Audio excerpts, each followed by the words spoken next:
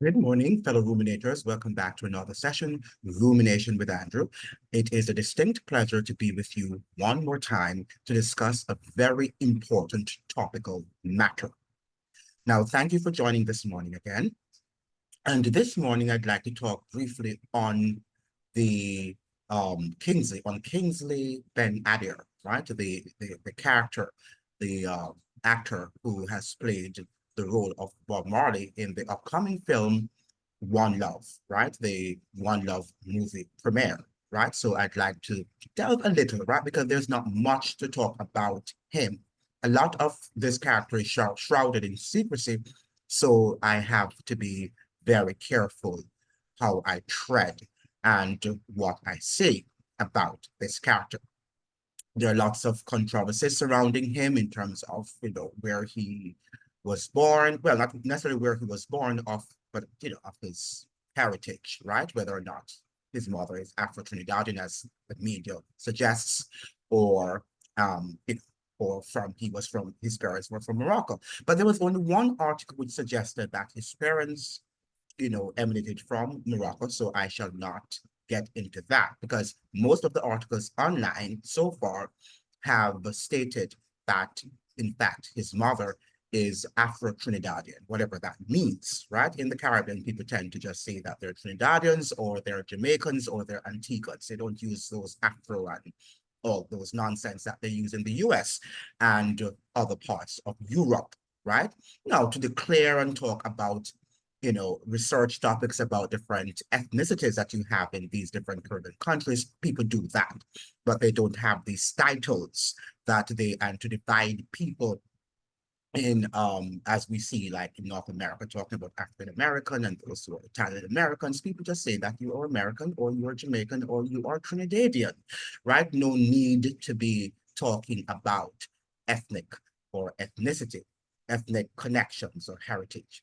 Now, let me here begin though the video by just suggesting here that we are here to delve into things that you're not going to get in the day-to-day media, right? So the agenda is clearly to inform and to educate, right? That is my sole agenda, to inform and to educate. However, it requires a lot of work, right? I have to do a lot of research. And as I was saying to a friend of mine yesterday, just to make a video, just to come here and talk, and then afterwards, I can't even edit the way I would like to edit. If I were able to do so, it would have taken much more time to even, produce and to edit the video, right? But just to make the video, right, can take me 2 to 3 hours, right, of labor, right? And that's labor of course, that I'm not paid to do. Nobody's paying me to do what I am doing. And in addition to that, I sometimes hours of reading. I spend hours of reading, invest hours of reading and researching in order to bring to you information. Because again, if you don't read, you cannot think, right? It is reading that is the food for our mental development. Just like if you don't eat, your physical bodies will not be able to perform, right? And the reason why God gave us a brain was to be able to think. But that too requires food, right? It's not the food. Well, yes, it's a physical food too, because that is what empowers the cells and stuff like that. But also you have to also partake of the mental, the intellectual food that many of you are not really willing to do. You're not willing to do the research for yourselves, right? You're just sitting and you're watching the television, right? And you are seeing what they tell you, and you believe exactly what they tell you to be true, right? But I'm here to declare that much of what we're hearing in the media are not true, right? A lot of what you're hearing, right? You need to be able to sit down, reflect, and to do your own research and your own conformation or, um, unraveling of that truth, that so-called truth, that truth in quotation marks, right? You need to sit down and to do that. Another thing you need to stop doing is not to invest so much of your energy and your social capital into one person. We are all flawed creatures, right? I am not perfect. You're not perfect, and nobody is perfect, right? And there are value systems. We all have what? Skeletons in the closet, right? That if God was to unveil our skeletons in the closet, many of us would be very, very ashamed of ourselves, right? And that is why the Bible says we should not put our trust in any man. And to talk about the Bible, let me just say here categorically, I would prefer, as some of you have suggested, to be brainwashed by the Bible than by any other book written by men, right?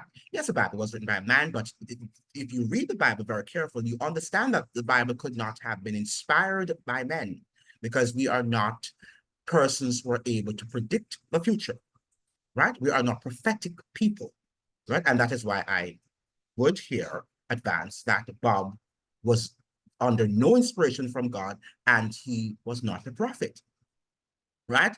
He might have sung some great songs, which people have enjoyed. Let's get together and feel all right. Yes, nothing is wrong with that, right? So he has sung some beautiful songs, right? Some of which we can say, or one of which Jamaicans, tend to regard as their second national anthem. Emancipate yourselves from mental slavery, right? All of those are beautiful songs, anthems that Bob Marley has sung, right? But he's by far not a God and he's not a prophet, right? So don't make him into one. I don't think also Bob thought he was a prophet. So why do we people, almost all the articles I'm reading and prophet? What prophet was Bob Marley? I'm sure that he was no prophet by any stretch of the imagination, but I can tell you that the wholesome values and principles outlined in the Bible, contained in Holy Writ, I think that it would serve the world well, even if we were brainwashed by them. So I would rather be brainwashed by the principles as established in the Bible because it stands at the core and the foundation. It is a glue that has kept, right, Western civilization and the world by extension for so many years, right? So you think you are not brainwashed, you better look back at yourselves, right? Because if you think it's science, or if you think it's sociology, if you think it's calculus that is giving you the truth, right, you are going to be severely disappointed. And don't follow the crowd, the bandwagon, as many people like to do, right? Because if you're looking at what is happening in the world and you are reading your history, you will see that many people that you had as heroes, you counted as heroes as you read history. If you delve deeper into their characters, you realize that they were no heroes by any stretch of the imagination. And it is reflecting on Bob that I even have dared to ask myself the question, right? That I have also, right, introspectively looked at the whole essence of heroes. Who's a hero? And why would we want heroes in our lives? Why do you want heroes? Yes, you want somebody to emulate, but why do you think you want to invest so much energy in a lot of times people who you don't know? You and I don't know Bob Marley. We've only known him. Well, some people do. Some people had, a personal relationship with him. Some of you might have had, but very few. Not many have had. They might have seen him at concerts, but they didn't know the man. We see people on the streets every day, right? We meet people every day, but we don't know the man or we don't know the woman, right? We need to understand that, right?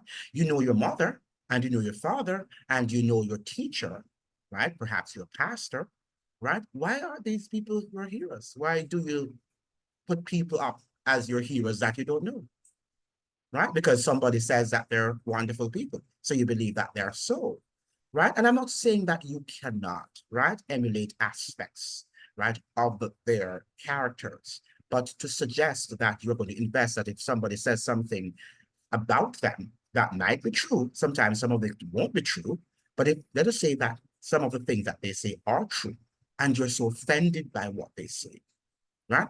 That's one of the reasons why the Jews, for example, could not have accepted Christ, because they could not be able to understand and to grapple with the truth that Christ was teaching them, that many of the people that they held in the Jewish faith as their heroes, when Christ unveiled to them that these persons were not, by any stretch of the imagination, any form of heroes, they wanted to kill him, right?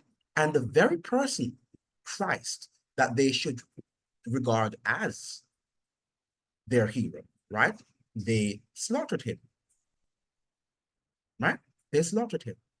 And this is very interesting too, because, as we intimated before, maybe I'm not, but let me just say this right now, that Bob was not esteemed for the most part. When he started his career in Jamaica, he wasn't esteemed. He was, as far as the elites were concerned, the Jamaican elites were concerned, he was a Rasta, right? A dirty, dreadlocked Rasta, right? To them, he was nobody, right? Somebody from the lower stratum of society.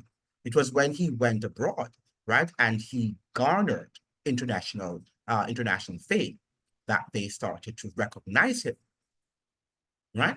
I watched a video, a documentary, not a documentary, an interview, right, on Bob, right, on Bob Marley. And the um the host of the program suggested that when after Bob had recorded some of his albums, his music, that he would journey to Radio Jamaica in Kingston, Jamaica, and they wouldn't let him inside of the studio of Radio Jamaica at the time. He would have to, deliver his record through the window, right?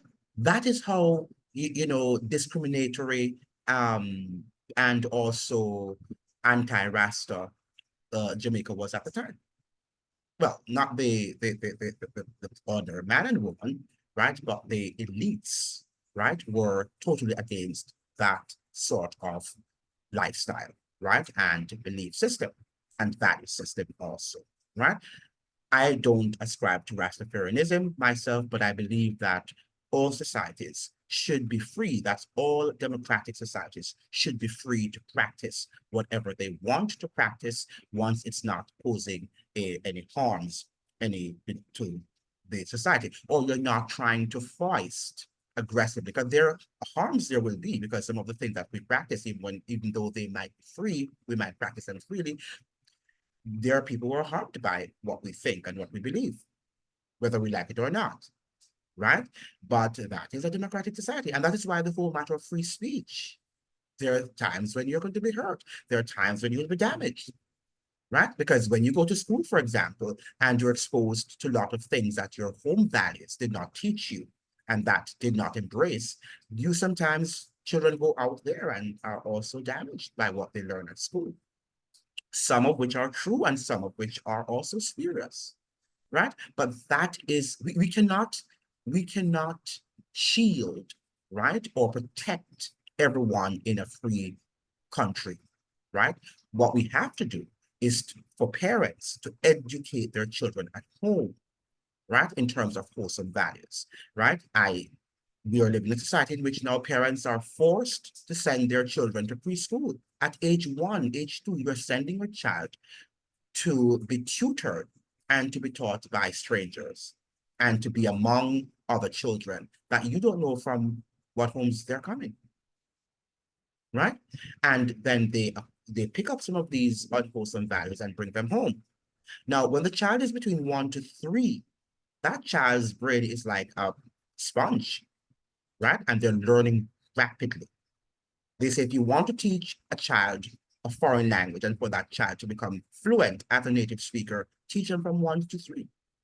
They're going to learn that language so rapidly. Even when they're not responding to you, or not responding in the way you would like them to respond. Don't give up on these children because they're learning.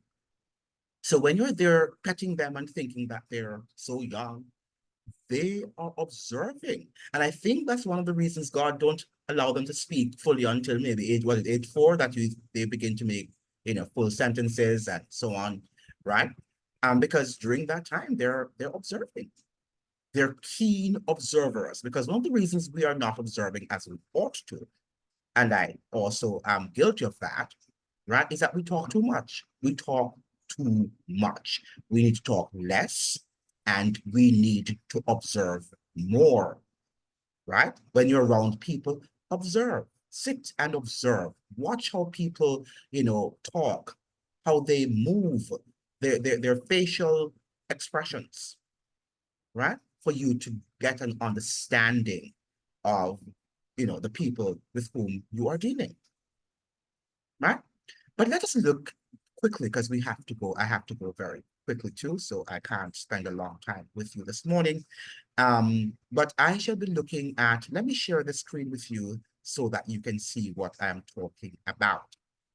Now, for those of you who are so invested in Bob, right, and Ian Boyd, that is or was one of Jamaica's most respected journalists who passed away in 2019, unfortunately. Ian Boyd was really the standard or of what journalism should be, right? A guy who does his research. You might not agree with him on everything that he says. I don't agree with him certainly on everything he says, but the fact of the matter is a guy who has a depth of knowledge and who did serious research before he wrote what he was writing. I thought he overdid it sometimes, because we also have to be temperate in all things. And Ian Boyne read too many books. Ian Boyne would read 20 books per week. I don't know how he did that. That was what he did, and I think it affected his health, and he eventually died at a very, very young age. I think Ian Boyd was 58 when he died in 2019, right? That was a very, very sad um, time for Jamaica and for the world at large. But, he was writing here about Bob Marley as national hero. And I want to think that Ian Boyd, sometimes it's very difficult to know what Ian Boyd believes, because he presents arguments for and against, right? But I think here he was probably treading on that line that he should become a national hero. This is how Ian started his article. There is no superlative adequate to describe Bob Marley's genius and artistry. There is an ineffability about his artistic greatness and prophetic appeal. A couple of days after his 70th birthday, one of the greatest artists of all times commands attention from this columnist. History would not absolve me if I did otherwise. So he's suggesting here that definitely in Bob Marley is, right, an international icon, right? Because he commands the greatest respect from the world internationally. Marley does not need my endorsement. No less a media giant than the BBC, from the homeland of his former colonizers, dubbed his song One Love the anthem of the millennium. Not the century, but the anthem of the millennium. I did not say century, as he says here. I said millennium, right? Time magazine, America's leading news weekly, chose his album Exodus as the best album of the 20th century. The New York Times, regarded as the world's most prestigious newspaper, not now, called Marley the most influential artist of the latter half of the 20th century, right? So Bob does not need any sort of um, endorsement by Jamaicans, right? Because he is internationally acclaimed, right? Which he is. But look at what Ian Boyne is saying here that arrested my attention, and that also should arrest yours. He said here, the writer continues, that's Boyne, the commodification, right? I want you to look at this word, and I want you to go to your dictionaries and look at the meaning of the word commodification. The commodification of Bob Marley and the exploitation of his name to simply promote brand Jamaica, right? Because that's what the elites are about. They are commodifying his name, right? I must blood. Marley is being exploited by people whose values radically clash with his own. If they took rather the time to listen beyond one love, they would see that Marley cramp and paralyze their idolatrous attachment to things and possessions, right? Because he was not the sort of celebrity that they're making him to be. And I don't think Bob Marley wanted that celebrity status also. He just enjoyed what he was doing. People back then, they enjoyed their craft. And I think he loved music. I don't think he loved music. He loved music. He adored singing. He adored entertaining people. And I think he had a very good heart in terms of helping people, to uplift their spirits, to uplift their emotions. And we got through that. We got that through his music, right? When reggae music hits you, you feel no pain, right? So you hit me with music. You must hit me with some reggae music, right? So he, yes, had that sort of understanding. Now, there has been a systematic campaign to de-radicalize Marley, to drain his lyrics of their revolutionary impact and to sanitize him as a good boy serving the interests and values of capitalism, right? So this is what they want him to sound like, right? This is what they want him to sound like. And we've got to be careful about that, right? Because we don't want to exploit a man, right? It's not our to exploit him. Now, I just wanted to look at Kingsley Ben-Adir. And Kingsley is a British actor and theatre artist who is known for playing Kareem Washington in the Netflix mystery drama series OA, Dr. Marcus Summer in the ITV crime drama series Vera. Malcolm X is the drama film One Night in Miami. So he has played Malcolm X, he has played Barack Obama, and he has also played he has also done other films such as The Secret Invasions, among others. Now, his name is Kingsley Ben-Adir, and his nickname is Kingsley, right? That's what I'm reading from Celebrity. Kingsley Ben-Adir is currently 37 according to his birth date. So he was born on February 28th and 1986. And his, well, for those of you who believe in the what you call these things now, the belief of the stars, the belief in the stars, what is it called again? Astrology, whatever it is. Sun sign, he's Pisces. I don't believe in that, but for those of you who might, you do that. Now, his birthplace where he was born in Gospel Oak, London, England, that's United Kingdom, and his nationality, of course, is British. Now, he was educated at Williams Ellis School in Gospel Oak, Northwest London. After that, he enrolled at the Guildhall School of Music and Drama and graduated in 2011. Now, his family, his father is a musician. His mother, she was a caregiver, and she's the one who they say is from Trinidad. And as a sibling, he has only a brother, right? He has only one brother based on what we're here.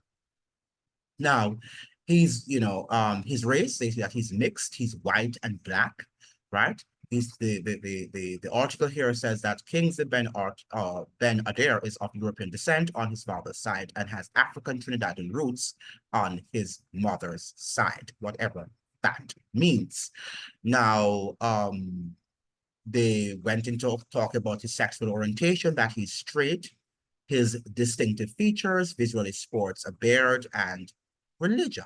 He is a Jew, because they have here that his religion is Judaism. That means he practices the Jewish faith. So those of you who think that he is, just somebody who doesn't have a religion, he does have a practice in religion, and that is Judaism. I have read an article, though, in which he was being interviewed by a journalist from the UK Guardian newspaper, and he was very hesitant, right? He vacillated when they asked him about his religion. He didn't want to say that, so I don't know what is so special or not so special about doing that.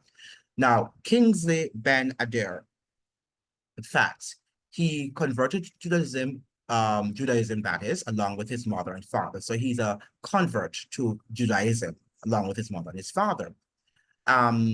Number two, he brought first theatrical film appearance as Officer Hawkins in the 2013 action horror film World War Z, starring Brad Pitt and Muriel Enos, James Badge Dole, and Matthew Fox. However, Kingsley's role went uncredited. So, but I wanted to stop here because I just wanted to let you know that he is a Jew, right? That's what he is. And your boy, um, what's his name? Ziggy Marley is also a convert. Well, I'm not sure if he's a converted Jew, by religion, if he was baptized into that faith, but I know that his belief, you can say that he's a converted Jew, right? Based on his belief system. His wife, who is an Iranian Jew, right? Is one who, is, what should I say now? She is a Jew. Even though she is, her parents are from Iran, but she grew up in Israel, it seems, apparently. And so she's Iranian Jew.